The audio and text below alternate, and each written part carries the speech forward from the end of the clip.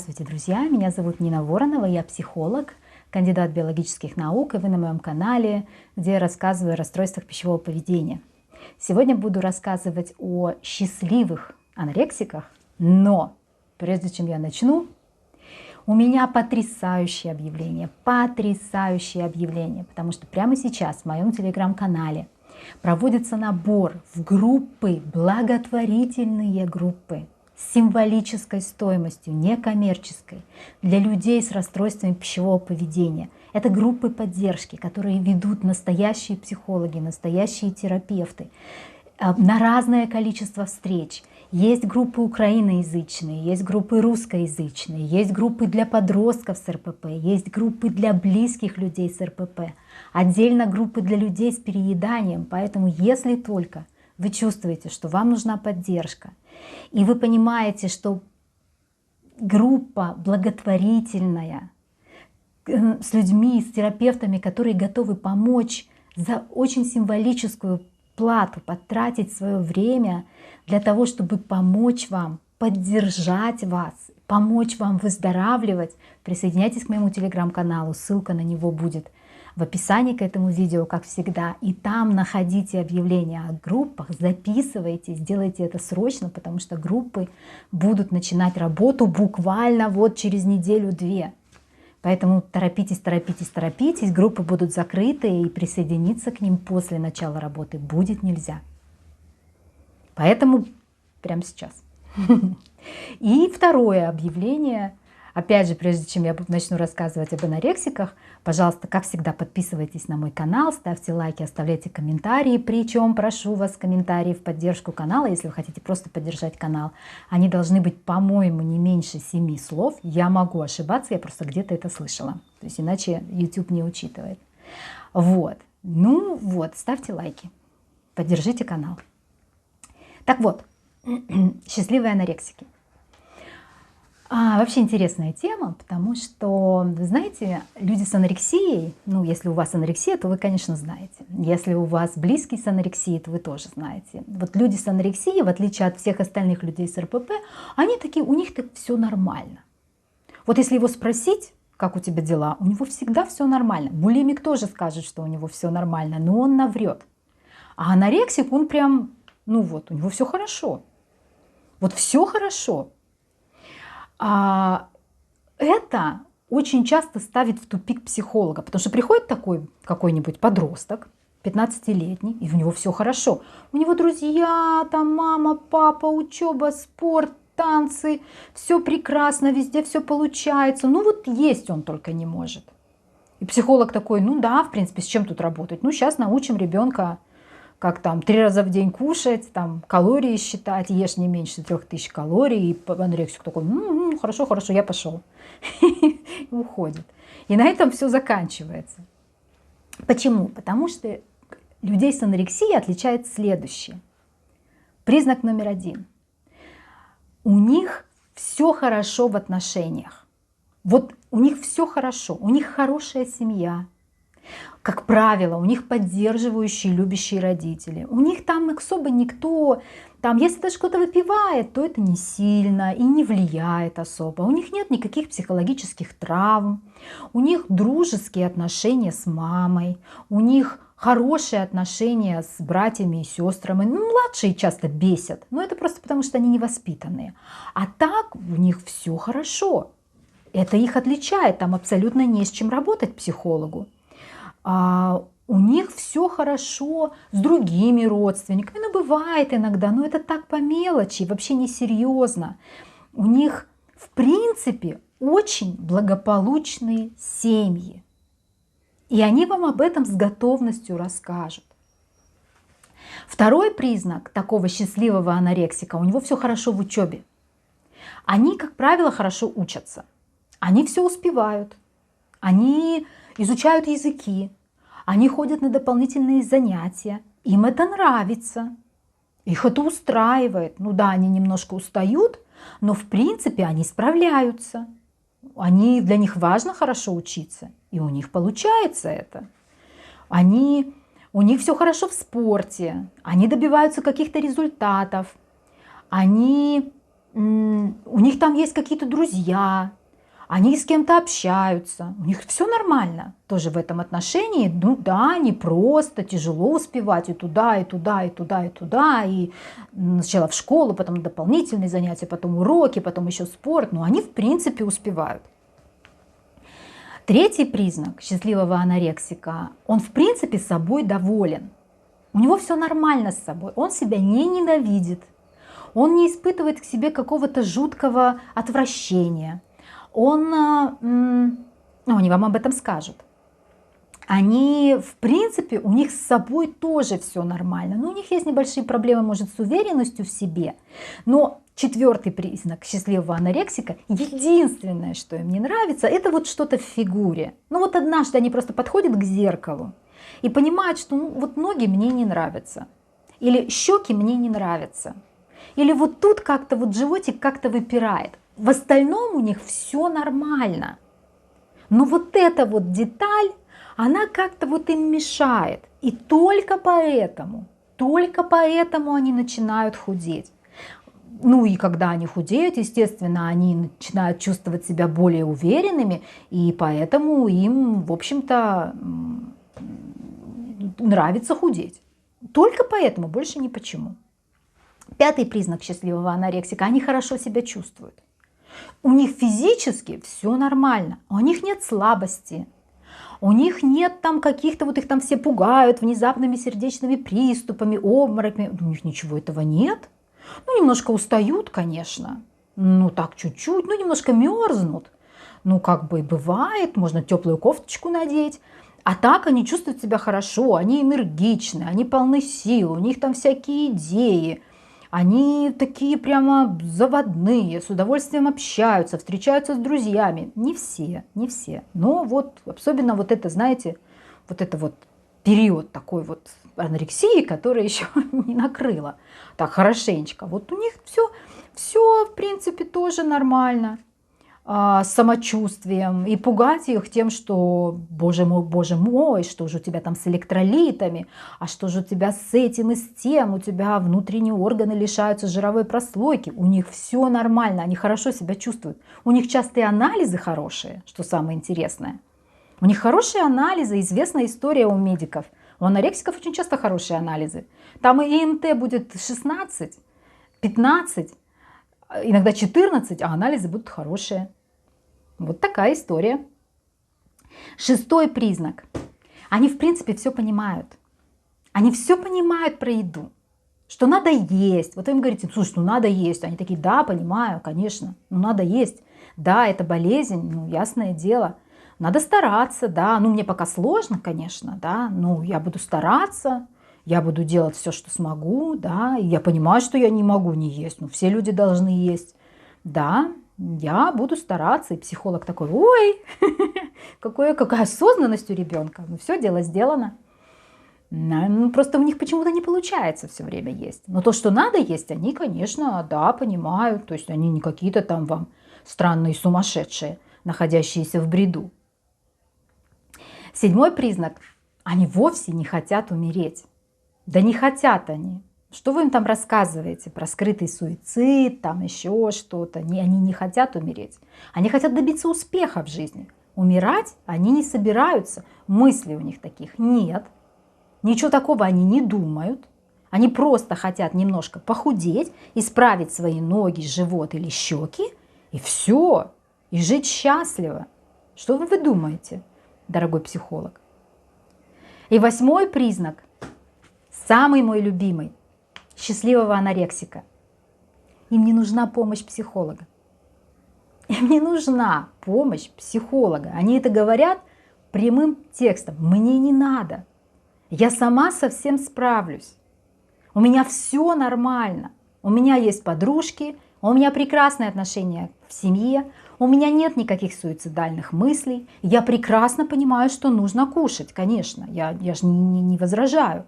Я буду стараться, я даже готова. Мне просто немножко грустно, что вот вы ко мне все пристали, не пускаете меня на спорт и танцы. А так в основном я как бы все понимаю, да, сейчас я вот соберусь, напрягусь, все наладится, я восстановлюсь, и моя жизнь будет прекрасна. Мне не нужна помощь. Спасибо большое вам. но мне не нужна помощь. Вот такое чудесное сочетание людей, такой вот признаков человека, у которого все хорошо. Все хорошо. Просто научите этого человека, как ему есть, и все наладится, потому что в остальном у него все хорошо. В чем проблема? В том, что это все неправда. Это все неправда. Так рассуждают люди с анорексией на начальном этапе болезни. Первый год-два. Действительно, когда как бы все преимущества анорексии они увидели, а как бы disadvantages, все ее побочные эффекты, они еще с ними не столкнулись. И это может продолжаться долго, не только год-два, это может и 5 лет продолжаться, и 10 лет продолжаться. И у человека будет все хорошо все это время. Но это все неправда. Там я не видела в жизни ни одного РППшника, у которого было бы все хорошо. Там обязательно в семье есть какой-то непорядок, ну хоть что-то. Там обязательно есть в семье. Там все эти подружки, их отношения, там есть обязательно какое-то нарушение, там есть какая-то деструктивность. То, что они плохо себя чувствуют, они скрывают. Они не воспринимают это. Вот эта эйфория, когда они видят на весах минус, закрывает все. И тошноту, и слабость, и плохой сон, и все эти какие-то и переживания, связанные с едой. Вот этот минус 100 грамм на весах дает такой выброс эндорфинов в мозге, что все остальное просто мелочь. И поэтому они скажут вам, что чувствуют себя хорошо. И что еще у меня было? И это неправда, что единственное, что им не нравится, это фигура. Они вам скажут. На самом деле, что так и есть. Более того, они так и думают. Но на самом деле у них к себе такое количество претензий, к себе, к родителям, к друзьям, к миру вообще, что они просто у них в мозге не помещаются. И все, что они видят, это их сознание сужается, схлопывается до этих несчастных ног или этого несчастного живота, как верхушка айсберга. А что там, никто не знает.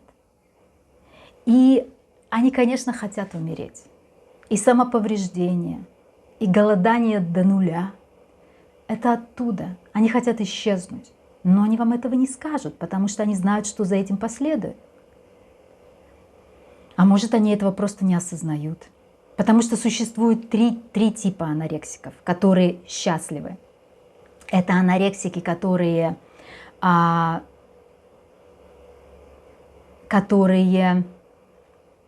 просто находятся в отрицании. Они просто находятся в отрицании. Вы им говорите: слушай, ну ты же вот как бы убиваешь себя. Он скажет: нет, нет, нет. Ну и что я вешу 29 килограмм? Это просто красиво. Нет, я вовсе не хочу умереть. О чем вы говорите? Это просто красиво. Я просто хочу выглядеть красиво. И им это правда красиво. Им на самом деле это красиво. Вот других пугает, приводит в ужас, а им красиво. Это отрицание. Есть анорексики, которые находятся не в отрицании в чистом, но просто искренне не знают. Они не знают. Они привыкли думать, что у них все хорошо. Они так всегда думали, им так говорили. Им говорили так родители, им говорили так учителя, им говорили так друзья, что у тебя все хорошо. И они в это верят, что у них все хорошо. То, что у них дома что-то не в порядке, они не знают, что должно быть по-другому. Если родители там дистантные, холодные, не замечают их, то по-другому никогда не было. Ну, значит, родители, вот это так, родители вот они такие, вот они не дают тепла, вот они дают тепло только когда ты заболеешь, например. Или есть другой ребенок в семье больной, и ты тоже должен быть больным, чтобы на тебя вообще обратили внимание, например. Ну, так просто функционирует все. Ну, это так вот оно в жизни устроено.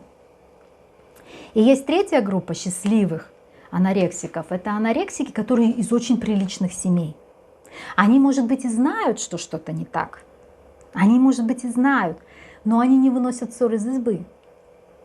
Они не говорят чужим о том, что у них дома что-то не так.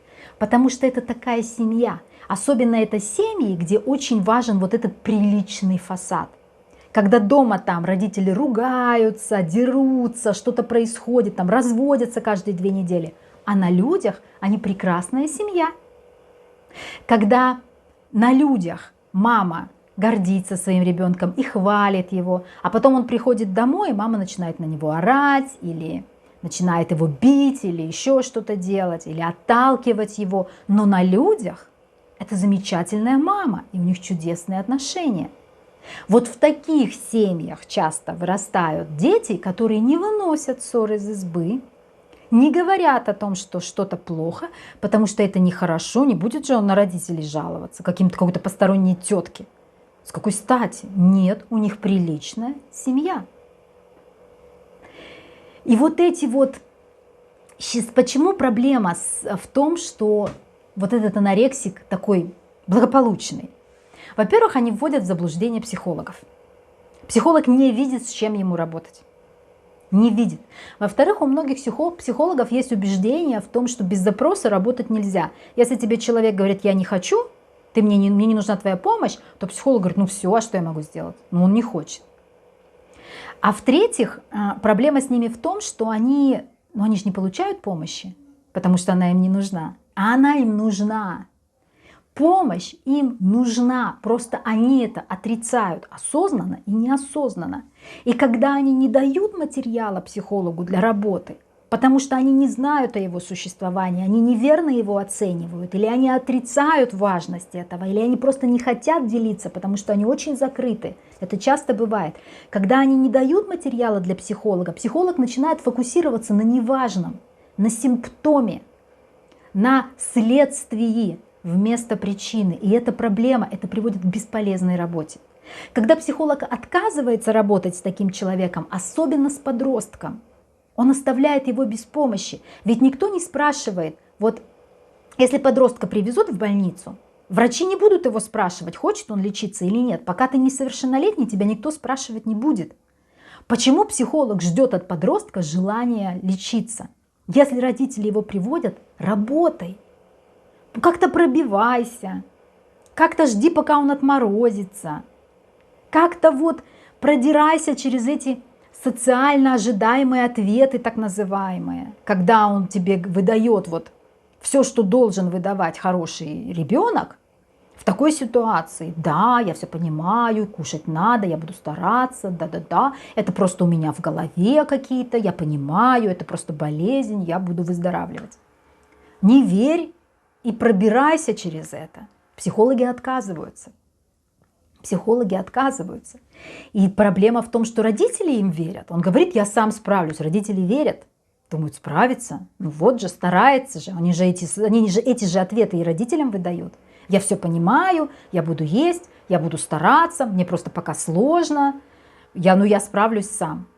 Единственное, что он хочет, такой ребенок, это чтобы от него отстали и дали ему возможность дальше худеть. Все. Все. Ну, нет, он может искренне верить в то, что он справится, особенно в начале. Когда такой анорексик становится несчастным? Все анорексики рано или поздно становятся очень несчастными анорексиками. Либо когда его догоняет, когда он устает от этого настолько, что он просто понимает, что все, я должен с этим что-то сделать. Но это редко. Чаще всего анорексики становятся глубоко несчастными. Та-дам! В терапии. В терапии. Потому что в терапии они начинают понимать.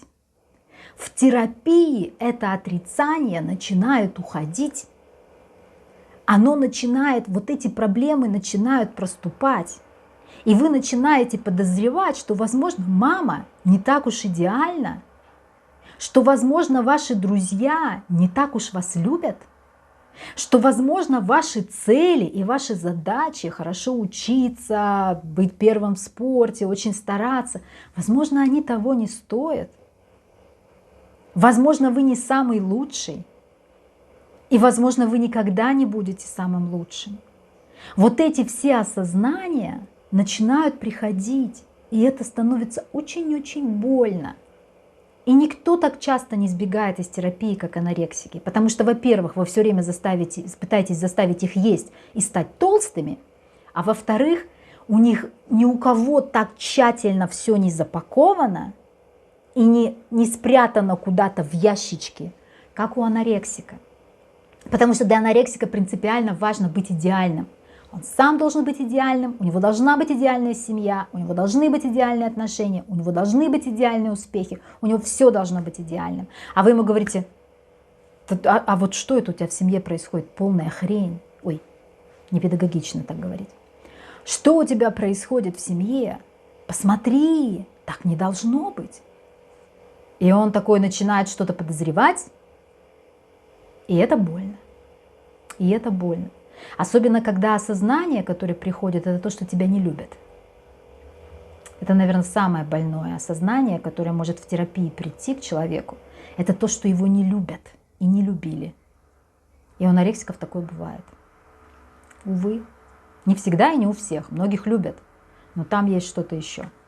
Обязательно. Вот такая история про счастливых анорексиков. Что делать? Что делать?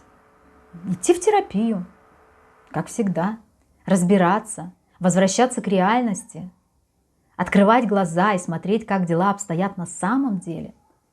А если вы родитель или близкий человек, человека с анорексией, и можете использовать хоть какую-то власть, ведите его в терапию, даже если он не хочет. И ищите психолога, для которого это не будет противопоказанием, и который будет работать, несмотря на то, что человек не хочет. Потому что нежелание лечиться – это симптом анорексии, один из симптомов анорексии. И ждать, пока анорексик захочет лечиться, это очень странно, потому что это часть болезни. То есть куда же она денется? Чтобы человек захотел лечиться, надо, чтобы болезнь начала излечиваться, он должен начать выздоравливать, тогда симптом начнет уходить потихонечку, какие-то его части, и появится желание быть здоровым. Но ожидать его в начале как бы работы, что человек придет такой, да, у меня, знаете, анорексия 3 года, я вот ничего не ем, очень хочу выздороветь. Нет, булимик такое скажет. Человек с компульсивным перееданием такое скажет, анорексик нет. Анорексики – это люди, у которых все хорошо. До тех пор, пока они не начинают с этим работать. Вот, собственно, все, что я хотела сказать про людей с анорексией. Подписывайтесь на мой телеграм-канал, как я сказала, группы. И подписывайтесь на мои социальные сети, ссылки в описании, как всегда. Вы можете меня найти через них, если я вам нужна. Пока!